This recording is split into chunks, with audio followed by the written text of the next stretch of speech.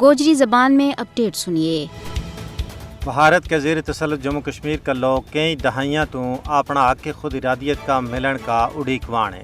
اپنا حق خود ارادیت منگن ور بھارت انور طاقت کو اندھا دھند استعمال کر رہی ہے، جڑو اقوام متحدہ کا اصولوں کی سنگین خلاف ورزی ہے۔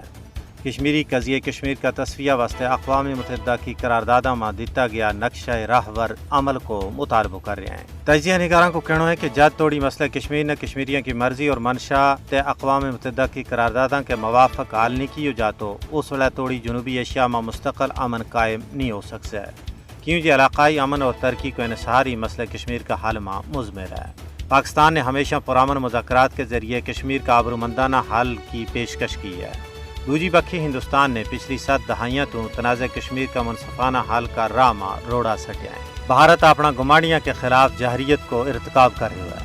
مودی کا اقتدار میں آن تو بعد جنوبی ایشیائی خطہ میں امن کو جنازو ہی نکل گیا ہے۔ مودی حکومت کو یہ وہم ہے کہ وہ اپنی فوجی طاقت کے ذریعے کشمیریوں کی منصفانہ اور حق خود ارادیت پر مبنی جد و جہد نہ دبا لے گی، لیکن یہ اس کی خام خیالی ہے۔